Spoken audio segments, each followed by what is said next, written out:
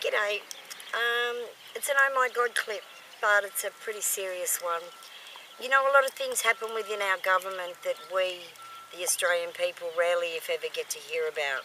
If you're on a social network site where someone's providing you with daily updates of the news, like on Facebook at ACN and things like that, you may very well miss things that you really need to know about. Got here sub-exits from the draft that's been brought to Western Australian Parliament, and forgive me if I'm a little all over the shop at the moment. I've tried to do this clip a couple of times today, but unfortunately some bad words slip out because what I'd really like to say to you and what I'm able to say to you are two entirely different things. So if you're a parent or a carer of children, you really need to be aware of the draft under the Mental Health Act that's being put before Parliament in Western Australia.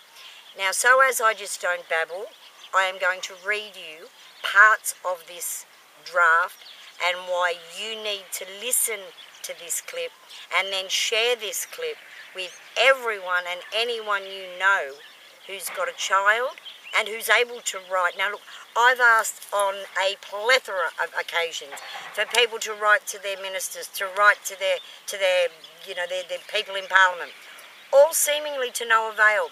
Let me assure you, if you sit on your hands on this one, you very well stand to lose all the care and control of your children.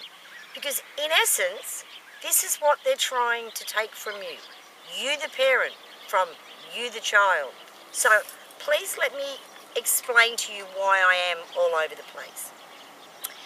The Western Australian Government has asked the Commissioner of their Mental Health to draft a law into Parliament which will take from children and their parents any form of family. You see, what he wants to do is to put into the hands of a psychiatrist the decision as to whether your child should be sterilised or need electric shock therapy or be institutionalised at a time of their say-so. Now, I don't know about you, but I'd want a whole lot more than some psychiatrist saying, right, well, you're a mature 12-year-old. Well, you see, that's the legislation they're trying to pass, that if a psychiatrist deems a 12-year-old to be mature enough to understand what's going to happen, they no longer need parental consent. Hello, 12-year-olds now? So what are they saying? If you're a mature 12-year-old, then you no longer need your parents' permission or your parents' consent? You know how barbaric that sounds? I mean, to me perhaps, I'm assuming to everybody else, when parliamentarian Terry Martin blamed Parkinson's medication for sleeping with a 12-year-old child, the judge said the same thing. She knew what she was doing. Oh, I'm sorry, I speak to a lot of 12-year-olds and I hazard a guess.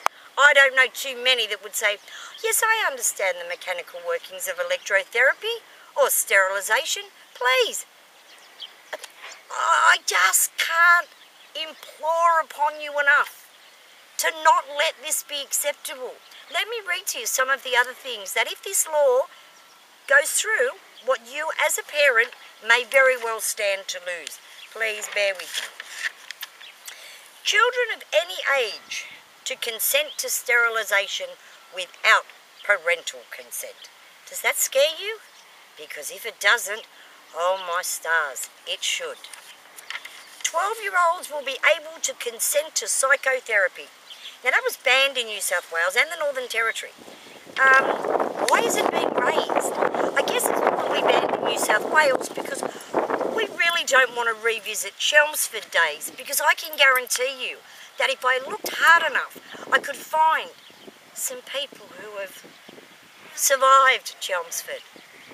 Not well, most of them, but survived nonetheless at the hands of a government institution. So they also want to make it legal, or law, that 12-year-olds will be able to consent to electric shock. All on the say-so of a psychiatrist. Now let me tell you my opinion on psychiatrists. Not all, because of, as I say often, There's good and bad in every person, so they say.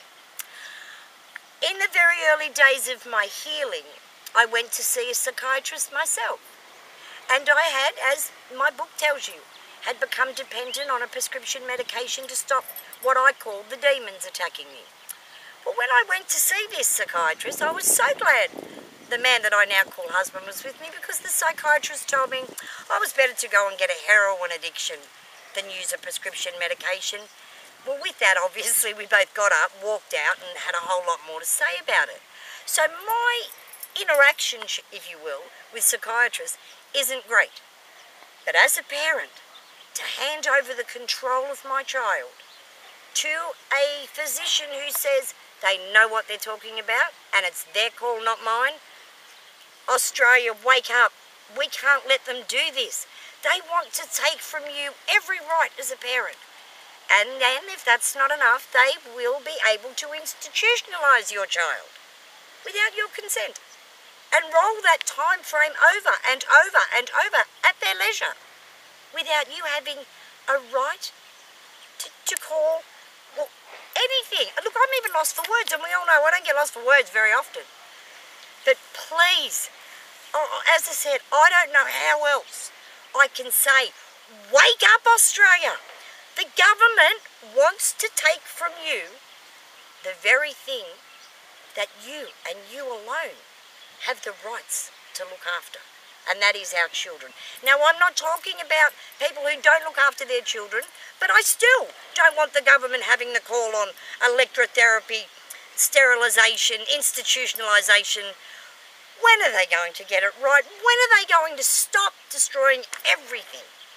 Because trust me, I'm a long time since my abuse, and where I sit today, the government's still got an awful lot to answer for.